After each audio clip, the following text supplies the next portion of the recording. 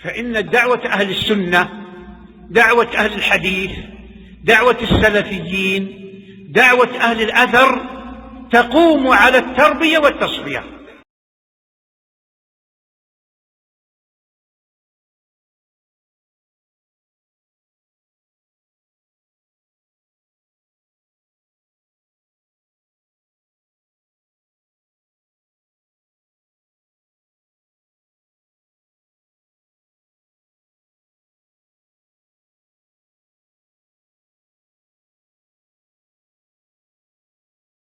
کس کے پاس؟ میں نے کہاں پڑھا؟ مسجد نبوی، مسجد نبی میں بھی اور جامعہ اسلامیہ. اور توحید ہم کو کون پڑھاتے تھے؟ وہ سنی جناب فضیلت الشیخ العلامہ عبد المحسن بدر العباد حفظہ اللہ، آج بھی باحیات ہے. عبد المحسن بدر العباد جو 25-30 سال ہو گئے، تو 30 سال ہو گئے ہمارے، 30 سال سے زیادہ ہو گئے ہیں، مسجد نبوی میں درس دیتے ہیں. جامعہ اسلامیہ مدینہ یونیورسٹی میں کلیت الشریعہ میں ہمیں انہوں نے توحید پڑھائی تھی. ٹھیک ہے استادوں میں. تو یہ سب چیزیں بہرحال یاد ہیں، ان کے پاس ہم نے پڑھی تھیں جو آپ کو پڑھائی جا رہی. بہت نبی صلی اللہ علیہ وسلم بتائیں.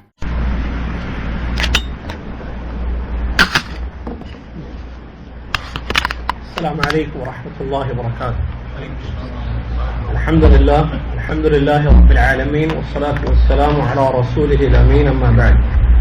اعوذ باللہ من الشیطان الرجیم، بسم اللہ الرحمن الرحیم. یا ایہا الذین آمنوا اتقوا اللہ حق تقاتہ ولا تموتن الا وانتم مسلمون.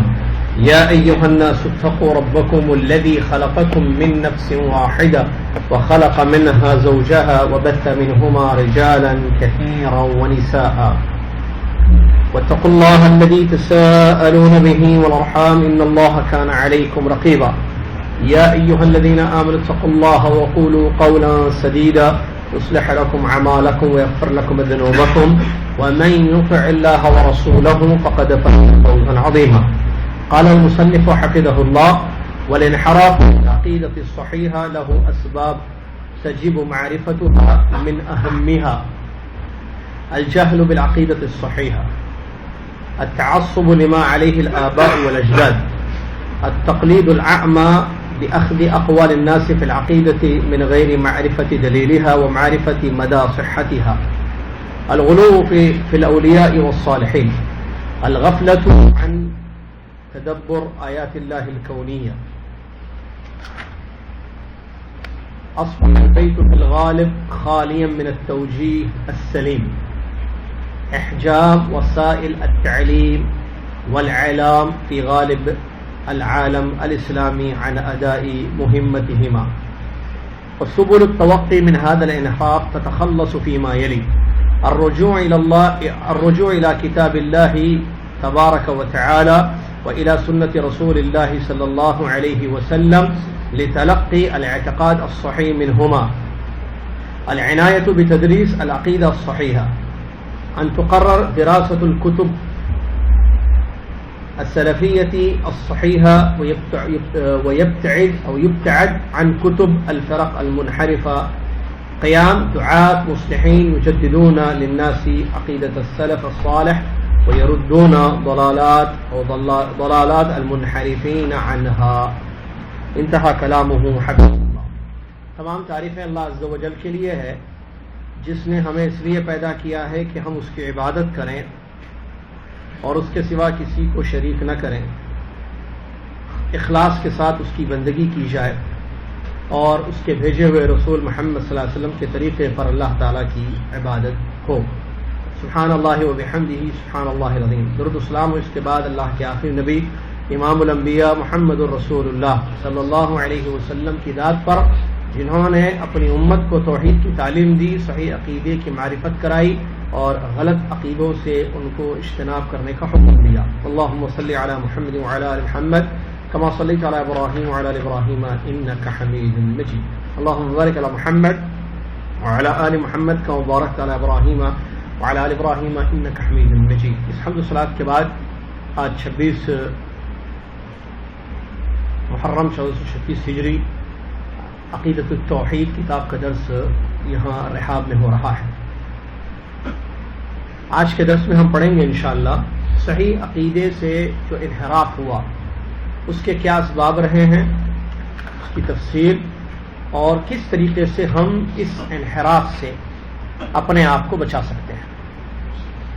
اس سے پہلے کہ درس میں سرسری طور پر اسباب کا ذکر کیا گیا جس کی وجہ سے لوگ صحیح عقیدے سے دور ہو گئے۔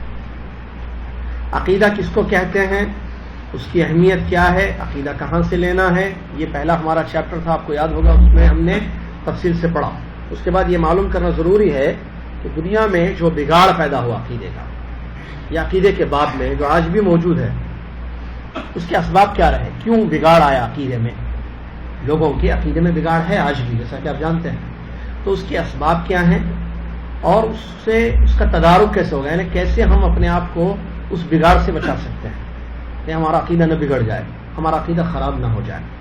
تو مصنف حفظہ اللہ نے سب سے پہلے بتایا سب سے بڑی وجہ عقیدے میں بگاڑ کی کہ صحیح عقیدے سے ناواقف ہونا، لوگوں کو یہ نہیں معلوم ہے کہ صحیح عقیدہ کیا ہے۔ تو جب ایک انسان کو صحیح عقیدہ نہ معلوم ہو تو وہ غلط کو صحیح سمجھے گا،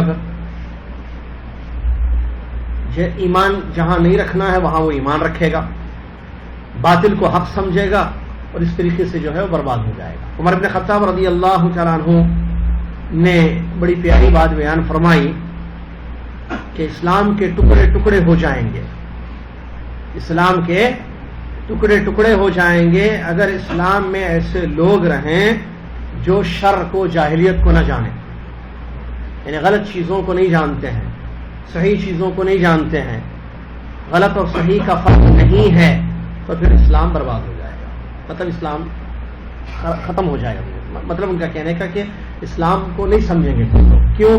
حق اور باطل کی تمیز نہیں، صحیح کیا ہے غلط کیا ہے نہیں معلوم۔ عمر بن خطاب رضی اللہ، تو عقیدے میں جو بگاڑ پیدا ہوا ماضی میں اور موجودہ دور میں بھی جو مسلمانوں میں بگاڑ ہے، اس کی بنیادی وجہ، پہلی وجہ صحیح عقیدہ نہیں معلوم ہے۔ ایک انسان کو صحیح چیز معلوم ہو تو وہ غلط چیز سے بچے گا نا۔ ایک انسان کو صحیح اور غلط کی پہچان نہیں ہے تو کیسے وہ اپنے آپ کو غلط سے بچا سکے، اس کو معلوم ہی نہیں غلط ہے، سمجھ رہے ہیں؟ ایک انسان کو یہ نہیں معلوم کہ یہ غلط ہے اور یہ صحیح ہے، تو جب صحیح غلط معلوم ہی نہیں ہے تو وہ جو بھی چیز اس کے سامنے اچھی نظر آئے گی اس کو صحیح سمجھے گا، یا صحیح دکھائی جائے گی کوئی چیز تو اس کو صحیح سمجھے گا۔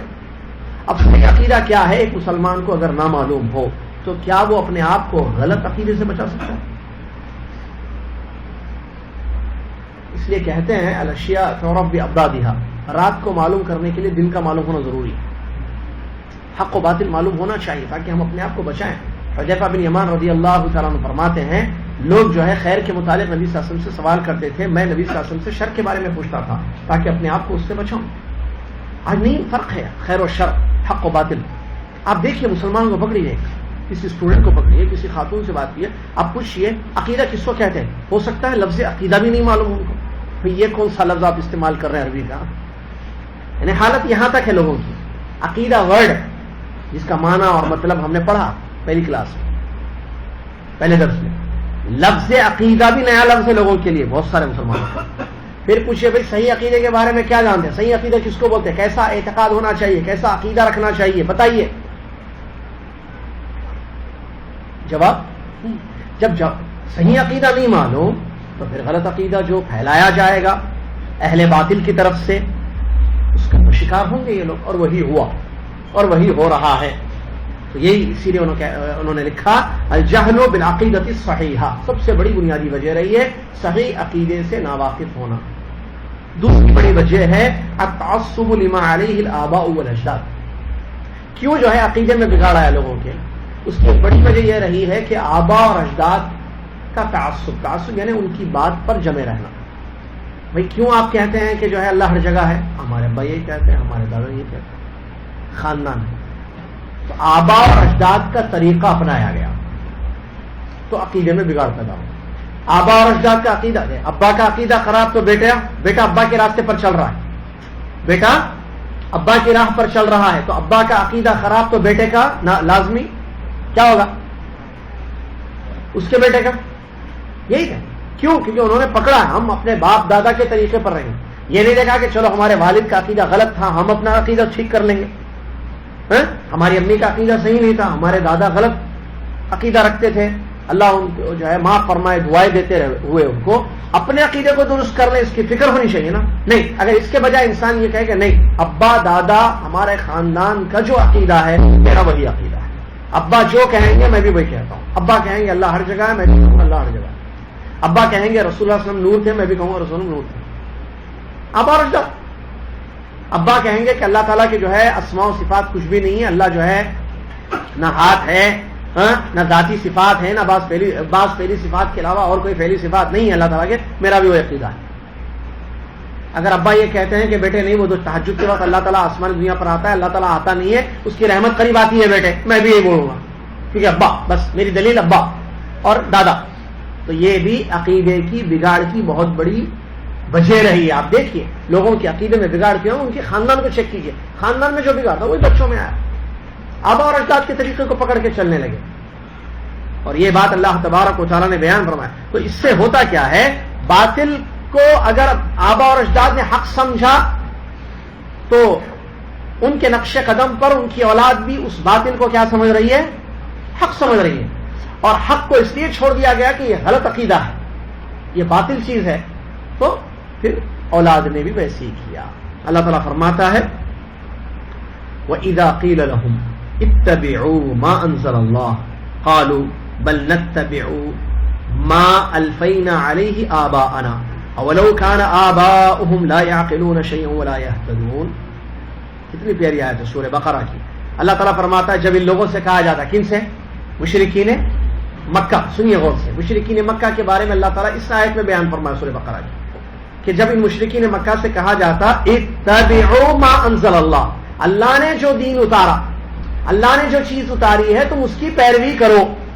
جب ان کو رسول کہتے کہ کیا کرو, وحی کی پیروی کرو, آسمان سے جو چیز اتری ہے کیا ہے, قرآن اور حدیث, کتاب اور سنت, اس کی پیروی کرو. جب ان کو یہ بات بولی گئی, ایسا کہا گیا, تو جواب کیا آیا, جواب کیا آنا چاہیے تھا, ٹھیک ہے آمنا و صدقنا, ہم وحی کی پیروی کریں گے, یہ ہونا نا جواب ہی, کیونکہ اللہ کے رسول صلی اللہ علیہ وسلم اللہ کی طرف سے کہہ رہے ہیں کہ اللہ نے جو دین اتارا ہے ہمارے لیے, انسانوں کے لیے جو شریعت اتاری ہے اس کی کیا کرو, پیروی کرو. کیا مطلب فالو کرو, اس طریقے پر چلو. تو جواب کیا ہونا چاہیے, صحیح, ٹھیک ہے ہم چلیں گے کیونکہ اللہ نے اتارا ہے, اور جو اللہ نے اتارا وہ حق ہے, سچ ہے, صحیح ہے.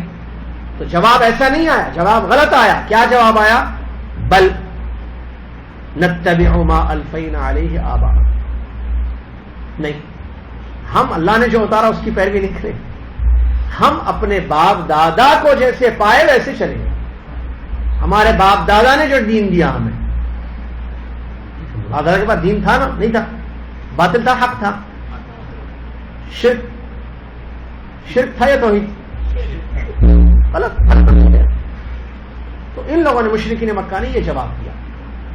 اللہ تعالیٰ فرماتا ہے کیا ایسا نہیں ہے کہ ان کے باپ دادا کو عقل نہیں تھی, سمجھتے نہیں تھے, اس لیے شرک کیے, اور وہ راستے پر بھی نہیں تھے, سیدھے ہدایت کے راستے پر بھی نہیں تھے ان کے آبا اور اجداد, کیونکہ مشرک تھے سب. اور یہ لوگ جو ہے اپنے آبا اور اجداد کے طریقے پر چل رہے ہیں, جن کو سمجھ نہیں تھی, عقل نہیں تھی کہ حق اور باطل کیا ہے, توحید اور شرک کیا ہے. یہ جواب آپ کو آج کا مسلمان بھی دے گا یا نہیں دے گا, بھائی آپ کیوں ایسا کرتے, بولے ہمارے پاس ایسے ہی, ہمارے پاس ورڈ استعمال کرتا نا, کیا مطلب پاس سے, فیملی, خاندان. یہ سب سے بڑی وجہ ہے عقیدے میں بگاڑ. ٹھیک ہے. 2, تیسری التقلید الاعمی باخذ اقوال الناس فی العقیدۃ من غیر معرفۃ دلیلها, بلائنڈلی فالوئنگ. تیسرا ریزن کہتے ہیں مسلم, کسی انسان کی بات کو اس کی دلیل کے بغیر ایکسپٹ کر لینا. عقیدے کے چیپٹر میں تو کیا ہوا, عقیدہ بگڑ گیا. کسی نے کہا فلاں نے کہا, بس ختم. فلاں نے کہاں سے کہا, کیا ان کا دلیل تھی, کیا کوئی آیت کی روشنی میں انہوں نے کہا یا کسی صحیح حدیث کی روشنی میں کہا, ایسے کچھ بھی نہیں معلوم, ہمیں کچھ نہیں معلوم, بس فلاں صاحب نے کہہ دیا, ہم ان کی بات پر عمل کر رہے ہیں. وہ جیسے جو ہے امام بربہاری رحمۃ اللہ علیہ نے اپنی کتاب شرح السنہ میں زبردست بات لکھی ہے. آدمی کے سیدھے سنت کے راستے سے بھٹکنے کے 2 ریزنس ہوتے ہیں. پوری دنیا میں کوئی تیسرا ریزن ملے گا نہیں آپ کو. انہوں نے کہا آدمی کیوں بھٹکتا ہے؟ یا تو اس کو معلوم تھا کہ یہ صحیح راستہ ہے، پھر کیوں نہیں چلا؟ انسان کو معلوم تھا صحیح راستہ ہے، یہ ہدایت کا راستہ ہے، بس اپنی نفسانی خواہشات کے لیے، کوئی دنیاوی غرض کے لیے اس نے اس راستے کو چھوڑ کر غلط راستے کو اپنایا. تو یہ شیطان ہے. کون ہے یہ؟ تو اس کے پیچھے بلائنڈلی فالوئنگ کی جا رہی ہے، اس کے پیچھے جا رہے ہیں لوگ. تو بھٹکنے کی لوگوں کی ایک ریزن یہ ہے، ایک وجہ. دوسری وجہ لوگوں کو یہ راستہ معلوم ہی نہیں، یا تو معلوم یا تو معلوم نہیں. یا تو دنیا میں آپ کو ایسے لوگ ملیں گے جن کو پتہ ہی نہیں صحیح بات کیا ہے اور وہ غلط کو صحیح سمجھ کے عمل کر رہے ہیں. یا تو آپ کو ایسے لوگ ملیں گے، ایک آدمی بھٹکا، اس کو معلوم تھا راستہ صحیح، توحید یہ ہے، سنت یہ ہے. کیوں بھٹکا وہ پہلا آدمی؟ آپ چیک کیجئے، پیچھے جائیے، یہ پیڑھی کہاں سے یہ مسئلہ کہاں سے شروع ہوا ہے، یہ پرابلم، یہ بگاڑ کہاں سے شروع ہوئی ہے. اگر آپ جا کر دیکھیں گے تو یا تو دونوں میں سے ایک چیز نظر آئے گی، یا تو لوگوں کو معلوم ہی نہیں تھا اس لیے چلے گئے غلط راستے پر، یا تو ایک آدمی کو معلوم تھا اور اس نے اپنی دنیاوی غرض کے لیے، اپنے پیٹ کو بھرنے کے لیے یا کسی دنیا کی خاطر لالچ میں اس نے غلط راستے کو اپنایا، تو اس کے پیچھے چلتے ہوئے لوگ بھی بھٹک گئے. صحیح ہے نا؟ یہی 2 چیزیں آپ کو نظر آئیں گی جو امام بربہاری رحمۃ اللہ نے بیان فرمایا. اور دونوں نقصان دہ چیزیں ہیں. جس کو معلوم نہیں بھٹک گیا وہ بھی نقصان اٹھائے گا، جس کو معلوم تھا اور غلط راستہ اپنایا اور اس کے پیچھے لوگ چلنے لگے، یہ نہیں دیکھا کہ یہ کہاں لے جا رہا ہے ہمیں. اور وہی بات یہاں مصنف حفظہ اللہ بیان فرما رہے ہیں، تقلید العامہ، تقلید شخصی. ایک انسان ایک عقیدہ غلط دے رہا ہے لوگوں کو، جیسے اشعری عقیدہ دنیا میں، ماتوری عقیدہ ہے، اسماء و صفات میں تعویلیں ہیں سب. آپ جا کے دیکھیں تو ابو منصور ماتوریدی نام کا ایک شخص تھا، اس نے ایک عقیدہ پیش کیا تو اس کو پورے مسلمانوں کا ایک طبقہ، کچھ لوگ جو ہے اس کو فالو کر رہے ہیں. اسی طریقے سے جو ہے وہ اشعری ہے، جس نے جو ہے ایک غلط عقیدہ دیا تو اس کی بات کو یہ نہیں دیکھا کہ اس نے جو کہا، اس نے کہا مثال کے طور پر کہ اللہ ہر جگہ ہے. ایک آدمی نے کہا کہ اللہ ہر جگہ ہے. اب یہ غلط عقیدہ ہے، اللہ ہر جگہ نہیں ہے، اللہ عرش پر ہے. اس طرح معلوم ہے نا بات جی. تو اب ایک آدمی نے کہا تو کیا ہم یہ نہیں دیکھیں گے کہ اس نے کہاں سے یہ بات کہی ہے، کیا دلیل ہے اس کی؟ اس کے پیچھے چل رہے ہیں لوگ. تو یہ بھی ایک وجہ رہی ہے، یعنی باپ دادا کا طریقہ نہیں، وہ ایک وجہ ہے. ٹھیک ہے، ناواقفیت صحیح عقیدے سے، وہ بھی ایک وجہ رہی ہے. تیسری وجہ کیا کہتے ہیں؟ بلائنڈلی فالو، تقلید شخصی. عقیدے کے باب میں ایک انسان نے جو بات عقیدے کے بارے میں بتا دی، اس کی دلیل نہیں دیکھا، صحیح اس کے کہاں سے اس نے لے کر یہ بات کہی ہے، کچھ بھی نہیں دیکھا، صرف مجرد اس کی بات پر عمل کرتے ہوئے اپنے عقیدوں کو کیا کر دیا؟ بگاڑ دیا. کتنے ہوں گے؟ 3 اسباب. چوتھا سبب یہ بھی بہت خطرناک ہے، اور وہ ہے نیک اور بزرگ لوگوں کے معاملے میں غلو کرنا. عقیدے میں بگاڑ کا ایک سبب بنا. یہ بھی ہر قوم میں نیک لوگ ہوتے ہیں، اچھے لوگ ہوتے ہیں، ان کا ایک درجہ ہوتا ہے، ایک مقام ہوتا ہے. نیک آدمی کو ہر کوئی پسند کرتا ہے، دیندار کی ایک عزت اور توقیر ہوتی ہے. اس کا جو مقام ہے اس سے اونچا کرنا، اس کو یہ بھی عقیدے کے بگاڑ میں ایک سبب رہا. دیکھیے ان مخلوق کو خالق کا درجہ دیا نہیں دیا لوگوں نے، مخلوق کو، یعنی نیک آدمی تھے، بزرگ تھے، ان کو کہاں پہنچایا؟ خالق نے. جو صفات، جو کام اللہ کے لیے خاص ہیں، اللہ کے سوا کوئی نہیں کرتا. جیسے مثال دیجیے، مدد کرنا، ہاں، اور پیدا کرنا، زندہ کرنا، موت دینا، یہ کس کا کام ہے؟ یہ کس کے افعال ہیں؟ اللہ کے. غلو کا یہ نتیجہ ہوا، محبت میں ولی ہیں، پہنچے ہوئے ہیں، اس غلو کا ایسا فرق عقیدے میں ایسا بگاڑایا، یہ بھی پیدا کرتے ہیں، یہ بھی موت دیتے ہیں، یہ بھی شفا دیتے ہیں، یہ بھی مدد کرتے ہیں، یہ بھی جنت میں داخل کر سکتے، یہ بھی کسی کو جہنم سے نکال سکتے، یہ بھی ملک الموت کو روک سکتے ہیں، ہواؤں کا رخ بدل سکتے ہیں. کیا ہے یہ؟ عقیدے کا بگاڑ ہے. یہ ریزن کیا ہے؟ ان کے معاملے وہ اچھے تھے نا، وہ اچھے، ارے اچھے، ٹھیک ہے، اچھے، اتنے اچھے مت بناؤ کہ اللہ کے برابر کھڑا کر دو. غلو ہے. غلو کس کو کہتے ہیں؟ لمٹ کراس کرنا، حد سے آگے بڑھنا.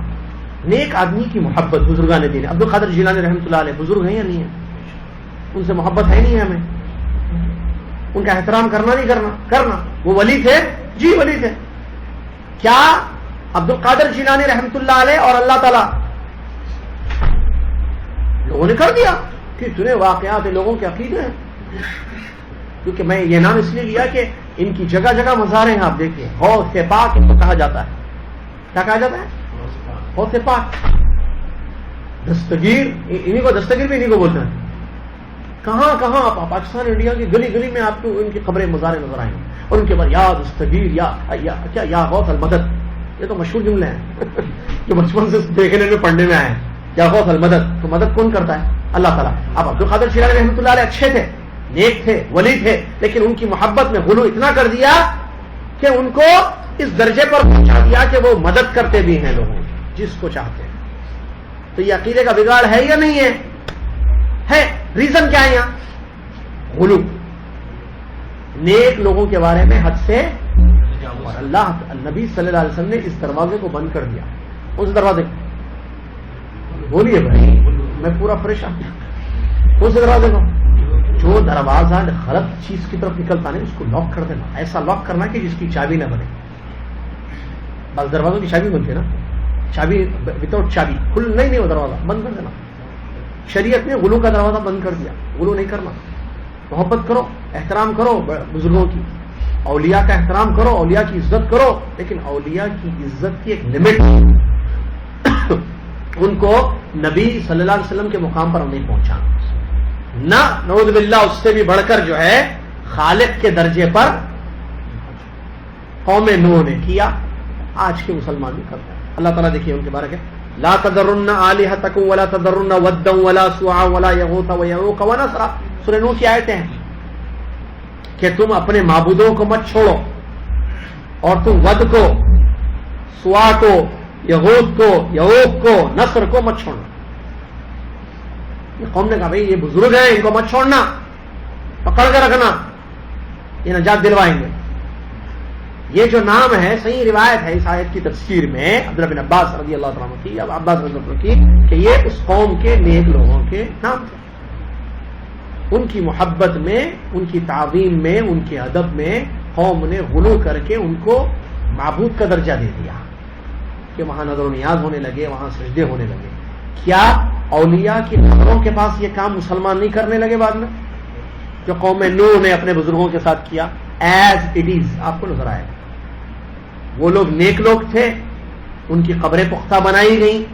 جب ان کی وفات ہوئی، ٹھیک ہے، ان کو یاد کیا جانے لگا، وہاں جو ہے عبادتیں ہونے لگیں. کیا یہی کام آج بزرگوں کی قبروں کے پاس نہیں ہوتا ہے؟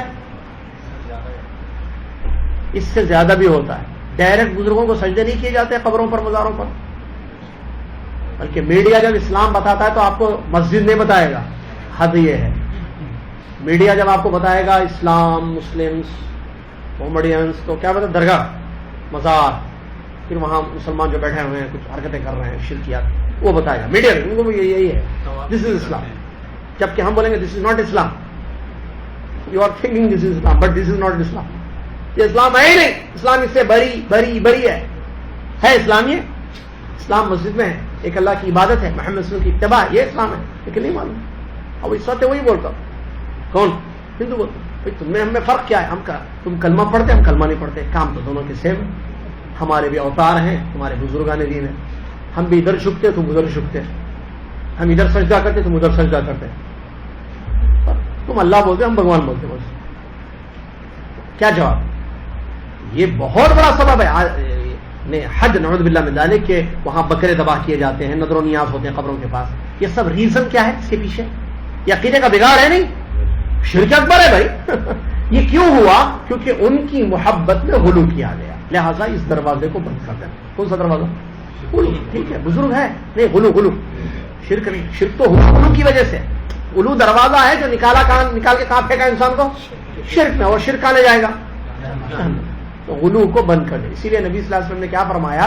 جب آپ نے کنکریاں طلب کی صحابی سے، چھوٹی چھوٹی چنے کے برابر، حج کے موقع پر مینا میں، تو آپ نے ایسی اپنے ہتھیلی میں کنکریوں کو اچھالتے ہوئے فرمایا دیکھو ایسے کنکریاں مارنا، غلو سے بچو، اس لیے کہ غلو نے قوموں کو ہلاک اور برباد کر دیا. مطلب پتھر نہیں مارنا، غلو مطلب کنکر کا غلو کیا ہے؟ غلو سمجھتے ورڈ؟ حد ہے، ایک لمٹ ہے، حد. تو کنکری کی حد کیا ہے؟ اتنی ہے، چنے کے دانے کے برابر. اب اتنا ماریں گے تو غلو، یہ غلو، چپل غلو، پتھر غلو. غلو مطلب اس سے زیادہ، یہ سائز ہے، اس سے زیادہ جو ہے وہ غلو. نبی صلی اللہ علیہ وسلم نے اپنے بارے میں کیا فرمایا؟ لا تطرونی کما اطرت النصارى عیسی ابن مریم، میرے معاملے میں بھی غلو مت کرنا جیسے نصارہ نے عیسی ابن مریم کے بارے میں غلو کیا کہ نبی تھے تو اللہ کا بیٹا بنا دیا، نعوذ باللہ من ذلک. میرے بارے میں ایسا مت کرنا، میں کیا ہوں؟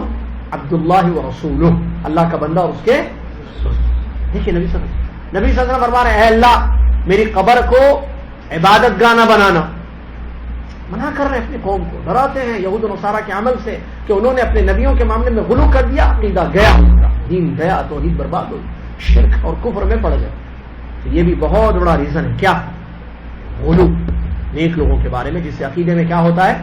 بگاڑ پیدا. اسی طریقے سے پانچواں، اللہ تبارک و تعالیٰ کی آیتوں پر غور نہ کرنا. قرآن میں اللہ تعالیٰ نے آیتیں اتاری ہیں جس میں توحید ہے، صحیح عقیدہ ہے، اللہ تعالیٰ کے کام بتائے گئے ہیں، ان میں غور نہیں کرتا انسان. خالی پڑھ رہا ہے، رٹ رہا ہے، حفظ کر رہا ہے، لیکن اس کو نہیں پتا کہ ان آیتوں میں کیا باتیں اللہ تبارک و تعالیٰ نے بیان فرمائی ہیں. لہذا پھر انسان کیا ہوگا؟ اس سے پھر دنیاوی چیزوں سے متاثر ہو جائے گا اور اپنے عقیدے کو بگاڑ لے گا اور سمجھے گا کہ دنیا میں میں نے جو کچھ کیا ہے وہ میں نے اپنی طرف سے کیا ہے، اور اللہ تبارک و تعالیٰ کا انکار کرے گا، اس کی رحمت کا، اس کے فضل کا انکار کرے گا. کیوں؟ کیونکہ غور نہیں کرتا ہے. اللہ تعالیٰ نے فرمایا اولم ينظروا في ملكوت السماوات والارض وما خلق الله من شيء، کہ یہ لوگ جو ہے آسمان و زمین کی بادشاہت پر غور نہیں کرتے اور جو جو چیزیں اللہ تعالیٰ نے پیدا کی ہیں ان پر غور نہیں کرتے. یہ قرآن کی آیتیں ہیں جس میں اللہ تبارک و تعالیٰ نے یہ بات بیان فرمائی. اسی طریقے سے بارش، اللہ تعالیٰ نے قرآن کی دوسری آیتوں میں بیان فرمایا اللہ نے آسمان و زمین کو پیدا کیا، آسمان سے بارش برسائی، بارش سے پھل اللہ تعالیٰ بطور رزق تمہیں نکال کر دیتا ہے اور کشتیوں کو سمندروں پر چلاتا ہے. یہ ساری چیزیں اللہ تعالیٰ نے، اور شمس و قمر، سورج اور چاند کو بھی اللہ تعالیٰ نے پیدا کیا. یہ سب چیزیں جو ہیں انسان کو یہ بات بتاتی ہیں کہ ان سب کا خالق اللہ تعالیٰ ہے اور اللہ تبارک و تعالیٰ ہی عبادت کے لائق. تو یہ سب آیتیں ہیں قرآن کی. اگر آدمی ان آیتوں پر غور کرے گا تو اس کا عقیدہ درست ہوگا، لیکن آیت پڑھے اور نہ سمجھے نہ غور کرے تو پھر عقائد اس کے صحیح نہیں ہو سکتے. اس کے بعد ایک بنیادی وجہ کہتے ہیں، سنیے، عقیدے میں بگاڑ کی ایک بنیادی وجہ ہے گھر میں صحیح عقیدے کی تربیت نہیں کرنا. گھر تربیت سے خالی ہے. گھر کیا ہے؟ تربیت سے خالی ہے. اس پوائنٹ پر ایک دلیل دیتے ہیں، زبردست دلیل، بخاری مسلم کی حدیث. نبی صلی اللہ علیہ وسلم فرماتے ہیں کل مولود یولد علی الفطرہ، ہر بچہ فطرت اسلام پر پیدا ہوتا ہے. پھر اس کے ماں باپ یہودی ہوں تو اس کو یہودی بنا دیتے ہیں، ماں باپ اگر اس کے کرسچن ہیں، نصرانی تو نصرانی بنا دیتے ہیں، ماں باپ اس کے مجوسی آگ کی پوجا کرنے والے ہیں تو بچے کو بھی کیا کر دیتے ہیں؟ مجوسی بنا دیتے ہیں. کیا حدیث ہے دیکھیے. تو تربیت کا اثر ہے یا نہیں ہے؟ تو عقیدے کے بگاڑ میں بھی عقیدہ بگڑا بچے کا. کیوں؟ گھر میں ماحول صحیح نہیں تھا، تربیت صحیح نہیں تھی. گھر میں آیت کریمہ، بچہ آیت کریمہ کرے گا. گھر میں یا غوث، اٹھتے بیٹھتے یا غوث المدد، اماں بول رہی ہے اٹھتے ہوئے تو بچہ کیا بولے گا؟ یا غوث المدد، یا رسول اللہ پریشانیاں دور کر دیجئے. اٹھتے بیٹھتے اماں بابا کے منہ پر کیا ہے؟ یا رسول اللہ، یا غوث. تو بچے کیا کریں گے؟ یا اللہ بولیں گے. تو ایک عربی کے شاعر نے کہا نا اذا کان رب البیت ضاربا بالدف فشیمۃ اہل البیت الرقص والسرور. اگر گھر کا مالک باجا بجائے گا تو بچے گائیں گے، ناچیں گے، تو اور کیا کریں گے؟ یہ باجا بجا رہا ہے، بچے بیٹھیں گے خاموش، باجا کا اثر ہوگا نا. یہ نبی صلی اللہ علیہ وسلم، ماں باپ، بچہ فطرت پر پیدا ہوتا ہے. بچے کو شرک کفر نہیں پتا، چھوٹا ہے، چھوٹے بچے ہے نا. ماں باپ یہودی ہوں تو بچہ کیا ہو جاتا ہے؟ مسلمان ہوتا ہے. ماں باپ ایسے کریں گے، بچہ کیا کرے گا؟ ایسے کرے گا. ماں باپ آگ کے سامنے جھکیں گے, پوجا کریں گے, اس کی عبادت کریں گے آگ کی, تو بچے میں کیا کرے گا؟ آگ کی. یہ تربیت ہے نا. تو جب غلط تربیت ہوگی گھر میں, عقیدے کا بگاڑ ہوگا. جیسے یہ بولیں گے بیٹھے, اب جیسے یہاں غوث المدد اٹھتے, یا رسول اللہ اٹھتے بیٹھتے, اللہ رسول سے دعائیں کرنا, رسول سے مانگ رہے ہیں گھر والے. یہ محفل منعقد کی جا رہی ہے گھر میں, بچہ دیکھ رہا ہے, چھوٹا سا بچہ, تو بچہ کیا کرے گا؟ جیسے ماں باپ ان سے بچہ اولا اثر ویسے ہی ہوگا. تو یہ بھی ایک بہت بڑی وجہ رہی ہے عقیدے کے بگاڑ میں. سمجھ رہے ہیں؟ عقیدے کے بگاڑ. ساتویں آخری پوائنٹ انہوں نے بیان کیا, مدارس میں صحیح عقیدے کی تعلیم نہیں ہونا. یہ بھی صحیح ریزن ہے, کیونکہ بچہ جو ہے اسکول جاتا ہے, ہر بچہ اسکول جاتا ہے, مدرسہ جاتا ہے. عربی میں مدرسہ بولتے ہیں, اردو میں, انگلش میں, اردو میں اسکول ہے نا, اسکول. تو اسکول میں استاد جو ہے ایک آئیڈیل ہے اس کے لیے, اور بہت سارا وقت گزارتا ہے, جیسے 8-8 6-6 گھنٹے, 8-8 گھنٹے, 10-10 گھنٹے. وہ 4-5 سال کا ہوتا ہے تو شروع اسکول, تو وہ کالج, یونیورسٹی تک, جوانی تک, جہاں اس کی تربیت کا جو سنہرا وقت تھا وہ اسکول میں وہ گزار رہا ہے اکثر. تو وہاں جب عقیدے کی تعلیم نہیں دی جائے گی تو کیا حال ہوگا؟ عقیدہ صحیح ہوگا بچے کا؟ بلکہ صحیح عقیدے کی تعلیم نہ دی جائے تو عقیدے میں بگاڑ ہوگا. اگر غلط عقیدے کی تعلیم دی جائے, ٹیچر اسکول سلیبس میں عقیدے ہی نہیں. اور یہ آپ دیکھ لیجیے, آپ ہمارے آپ کے بچے, دنیا کے بچے پڑھ رہے ہیں اسکولوں میں, کیا ان کو اسکولوں میں عقیدہ سکھایا جا رہا ہے؟ پھر بچہ کیسے سیکھے گا عقیدہ؟ اس عقیدہ تو سیکھنے سے سیکھے گا, سکھانا پڑے گا اس کو. تو جو سکھانے والے ہیں وہ تو ٹھیک ہے, میتھ سکھا دیے, سائنس سکھا دیے, انگلش سکھا دیے, 1+1=2 سمجھ میں آ گیا بچے, حرکت سکھا دیے, حروف سکھا دیے, ورڈ سکھا دیے, الفابیٹ سکھا دیے. اب عقیدہ کون سکھائے گا؟ نہیں سکھا رہا عقیدہ, سبجیکٹ ہی نہیں ہے اسکول میں. چیک کیجیے بھائی, میں اپنے بچے کا ایڈمیشن کرنا چاہوں آپ کے اسکول میں, سلیبس بتائیے. سلیبس میں کہیں بھی عقیدہ نہیں ہے, اوپر سے نیچے تک. ICSE کورس, CBSE کورس, اس میں ہے عقیدہ؟ مجھے بتائیے بھائی, تو میں نے پڑھا CBSE کورس. CBSE میں ہے عقیدہ, ICSE میں ہے, اور کون سے ہے؟ اور بھی ہے نا, کیا کیا ہے؟ سلیبس بول رہا ہوں جو پڑھائے جاتے ہیں. ACC ہے, اس میں ہے عقیدہ. ہاں, پھر کہاں ہے عقیدہ؟ تو کیا اس سے خرابی نہیں ہوگی, نقصان نہیں ہوگا؟ یقیناً ہوگا, اور ہو رہا ہے. تو یہ بھی ایک بنیاد ہے. چلیے, اب اس کے بعد کیا کرنا؟ ان تمام چیزوں کو ٹھیک کرنا. لیکن مصنف نے یہاں جو ہے 4 بنیادی باتیں بتائی ہیں.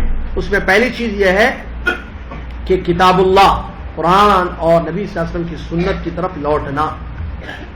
کتاب و سنت کو پڑھنا, سمجھنا قرآن کو, تاکہ عقیدے کیا ہو جائیں. اب عقیدے میں بگاڑ آ گیا, ریزن سمجھ میں آئے, اب حل بھی دیجیے, دوا دیجیے. دانتوں معلوم ہوگی, دائیں بیماری معلوم ہو گئی, بگڑ گئے عقیدے, اور ان وجہ سے یہ کھائی سب سے بیمار ہو گئے. اور ٹھیک کیسے ہوں گے؟ ٹھیک ہونے کا راستہ نمبر 1 کتاب و سنت کی طرف لوٹنا, غور کرنا, سمجھنا, تدبر, تفقہ, کیونکہ اس میں عقیدہ ہے. قرآن میں عقیدہ, قرآن کو سمجھ کر پڑھنا, اس کی تعلیم ہو, اس کو سمجھایا جائے, اس پر غور کیا جائے. حدیثوں کو سمجھنا, غور کرنا, کیونکہ اس میں عقیدہ نبی صلی اللہ علیہ وسلم میں بیان فرمائے, اللہ تعالیٰ کے بارے میں, فرشتوں کے بارے میں, ایمانیات, اسلام کے ارکان, ایمان کے ارکان نبی صلی اللہ علیہ وسلم نے بیان فرمائے. تو اگر انسان کتاب و سنت کو پڑھے گا, سمجھے گا, تو اس کا عقیدہ ٹھیک ہو جائے گا. اور امام مالک رحمۃ اللہ علیہ نے بڑی پیاری بات بیان فرمائی ہے, اس امت کا آخری آدمی جو قیامت سے پہلے اس وقت تک ٹھیک نہیں ہوگا جب تک کہ وہ اس طریقے پر نہ عمل کرے جو امت کے پہلے لوگوں نے کیا ہے. امت کے پہلے لوگ کون تھے؟ پہلا تو صحابہ. ان کے عقیدے ٹھیک تھے. کیوں ٹھیک تھے؟ وجہ کیا رہی؟ وہ بگاڑ سے بچے کیونکہ کتاب و سنت کو سمجھا, انہوں نے قرآن و حدیث کو سمجھا, قرآن و حدیث پر غور کیا, اور اپنا ہر عقیدہ قرآن و حدیث سے جوڑا. تو ان کے عقیدے ٹھیک ہو گئے نا. تو آج ہمارے پاس بھی وہی حل ہے, کوئی سیکنڈ حل نہیں ہے. رجوع الی الکتاب والسنت, کتاب و سنت کی طرف لوٹنا. مطلب ہم قرآن پڑھتے ہیں گھروں میں, مسلمان پڑھتے ہیں گھروں میں, لیکن سمجھتے ہیں نہیں, غور کرتے ہیں اس میں کیا باتیں لکھی ہوئی ہیں. حدیثیں تو پڑھتے ہیں ہم, کچھ موٹی موٹی حدیثیں ہمیں معلوم ہے, دائیں ہاتھ سے کھانا, بیٹھ کر کھانا وغیرہ, لیکن کیا عقیدے کی حدیثیں ہمیں معلوم ہے؟ پڑھتے ہیں, غور کرتے ہیں نہیں. اگر ہم پڑھیں گے, غور کریں گے, تو انشاءاللہ ہمارا عقیدہ ٹھیک ہو جائے گا. دوسری چیز, صحیح عقیدے کی تعلیم دی جائے بچوں کو, اس کا اہتمام ہو, کہاں ٹیوشن رکھیں آپ، عقیدے کا ٹیوشن پڑھیں، میتھ سائنس فزکس ہے نا بچہ پاس ہو، عقیدے کا ٹیوشن سنیں نہیں آپ، میں تو سنا ہی نہیں، سنے آپ بچہ کہاں گیا؟ نہیں ٹیوشن کو گیا، مغرب سے عشاء تک بچہ ٹیوشن، کون سا ٹیوشن؟ میتھس کا ٹیوشن، عام طور پہ انگلش کا، سائنس میں ویک تھا اس کا بھی ٹیوشن لگا دیا، یا جیسے کسی نے کہا انگلش میتھ سائنس پڑھا دو کافی بچوں،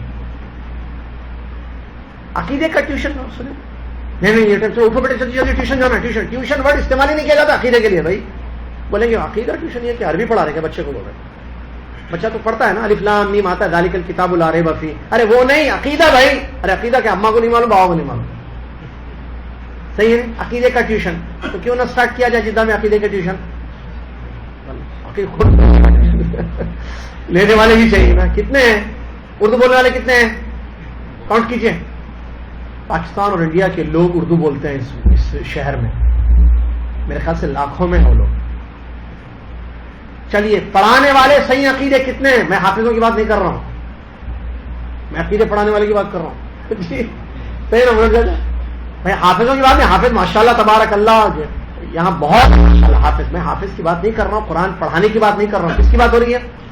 چیپٹر کیا ہے یا سبق کیا ہے، درس کس چیز کا ہو رہا ہے یہاں؟ تو عقیدے کی ٹیوشن کہاں ہے پھر؟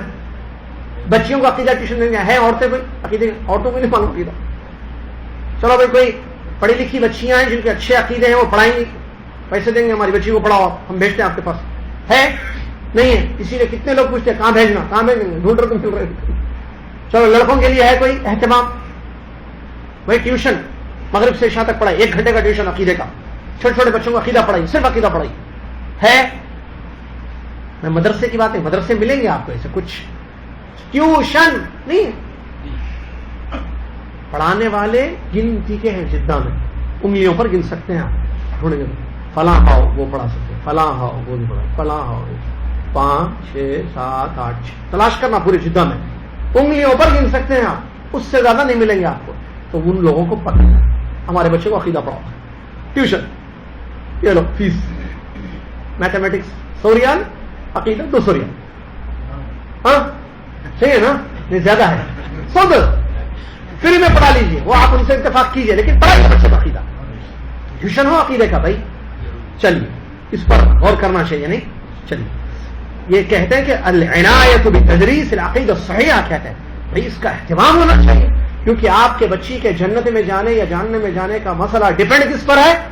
عقیدے پر ہے، اور وہی بچہ نہیں پڑھ رہا ہے ٹیوشن، نہیں بچے ہمارے وہاں حیدرآباد میں ہے، بہت ہے صحیح عقیدہ پڑھانے والے، کراچی میں بھی ہیں، لاہور میں بھی ہیں وہاں ڈھونڈے آپ، وہاں زیادہ ہے، میں جانتا ہوں، میرا تعلق اس شہر کا حیدرآباد، مجھے معلوم حیدرآباد میں آپ کو میں 100 ایسے اساتذہ میں دکھا سکتا ہوں جو عقیدہ پڑھا سکتے ہیں، 100 100 پورے شہر میں، اس سے زیادہ بھی مل جائیں گے انشاءاللہ، اتنے اسٹوڈنٹس ہیں وہاں اسلامی، سمجھ میں آ رہا ہے؟ چلیے اس کے بعد کتابیں سلیبس میں مقرر کی جائیں، کہتے ہیں دیکھیے یہ تو اہتمام ہے، اور ایک کیا سلیبس میں عقیدے کی کتابیں آپ رکھیں تاکہ اسکولوں میں عقیدے کی تعلیم دی جائے، تو پھر عقیدے کیا ہو جائیں گے، بچہ پڑھے تو یہاں جو ہے عربی اسکولوں میں تو ہے، لیکن دوسرے اسکولوں میں پھر وہ سلیبس کیا، سلیبس کا ہم سے تعلق ہے یا نہیں ہے، وہی بات جو اس سے پہلے جو آپ پہنچ سکتے ہیں پہنچیے اوپر تک، میں نے اس سے پہلے بھی کہا کہ آپ دنیا میں ایسا سلیبس منوا سکتے ہیں، مطلب جس سلیبس میں عقیدہ ہو، کر سکتے ہیں کیجیے، میں نے سمجھتا کہ کوئی چیز نہیں ہو سکتی ہے، یہ کیا ضروری ہے کہ ہم وہاں سے تعلیم، کیا ایسا نہیں ہو سکتا ہے کہ عقیدے کی ہم ایک ایسا سلیبس ایسا یا انہی کے سلیبس میں عقیدے کو ملا کر ہم پڑھائیں، عقیدہ بھی رکھیں اسپیشل سبجیکٹ، اور بچے کو پڑھائیں اور بچہ جو ہے پاس ہو جائے، نکل جائے وہاں سے کامیاب ہو، سرٹیفکیٹ مل جائے، اس عقیدہ بھی پڑھ لے، اور کیا جائے اس پر۔ چوتھی اور آخری چیز کہتے ہیں قیام دعات مصلحین، ایسے دائی ہونے چاہیے، ایسی اصلاح کرنے والے جو درس کے ذریعے، جیسے یہاں درس ہو رہا ہے، ایسے درس ہوتے ہیں یہاں پر جدہ میں ہو رہے ہیں الحمدللہ درس، تو دروس کی شکل میں سلف صالحین کا عقیدہ لوگوں کو سمجھایا جائے کہ کتاب پکڑ کر، صحیح کتابیں عقیدے کی جو ہے اس کو پکڑ کر دروس کی شکل، ویکلی جو درس ہوتے ہیں، ریگولر درس ویکلی یا 15 दिन में एक मरतबा या कम से कम मंथली दर्स। یہ بھی جو ہے دائیوں کا کام ہے، جو دین کی معرفت رکھتے ہیں، اپنی عقیدہ جانتے ہیں، وہ لوگ لوگوں کو کیا کریں، درس کے ذریعے جو ہے عقیدے کی تعلیم دیں۔ اس سے بھی کیا ہوگا، اب درس ہوگا، اگر یہاں ہو رہا ہے الحمدللہ، مسجدوں میں ہوتا ہے، دعویٰ سینٹرز میں عقیدے کے درس ہوتے ہیں، تو اگر ایسے درس عام ہو جائیں گے تو کیا ہوگا، لوگوں کا عقیدہ ٹھیک ہو جائے گا، لوگوں کو صحیح چیزیں معلوم ہو جائیں گی۔ چلیے اس کے بعد دوسرا چیپٹر ہے اور وہ ہے الباب الثانی فی بیان معنی التوحید وانواع، توحید کا معنی کیا ہے اور توحید کی قسمیں کیا ہیں، اس کو انشاءاللہ مصنف آگے بتا رہے ہیں کہ توحید، لفظ توحید اس کا میننگ کیا ہے عربی زبان میں اور کتاب و سنت کی روشنی، شرعاً اس کو کس کو کہتا ہے، توحید کس کو کہتے ہیں، پھر توحید کی جو قسمیں ہیں، توحید ربوبیت ہے، توحید الوہیت ہے، توحید اسماء و صفات ہے، اس کو بھی تفصیل سے بیان کرتے ہیں، اور پھر کس قسم کی توحید میں بگاڑ آیا اس کو بھی بیان کرتے ہیں۔ رب کا معنی قرآن و سنت میں کیا ہے، رب کا معنی قرآن و سنت میں کیا ہے، اور گمراہ امتوں کا کیا تصور تھا اللہ تبارک و تعالیٰ کے بارے میں، اس کو بھی آگے بیان فرما رہے ہیں۔ سلسلہ جاری ہے انشاءاللہ، ہر جمعرات بعد نماز مغرب یہاں اس کتاب کا درس ہو رہا ہے۔ آپ سے گزارش ہے آپ آتے رہیے اور عقیدہ سیکھتے رہیے۔ اللہ تعالی ہم سب کو صحیح عقیدہ سیکھنے کی اور اس کے مطابق زندگی گزارنے کی اور صحیح عقیدے کو دنیا تک پہنچانے کی توفیق عطا فرمائے۔ آمین۔ وآخر دعوانا الحمد للہ رب العالمین۔ السلام علیکم ورحمۃ اللہ وبرکاتہ۔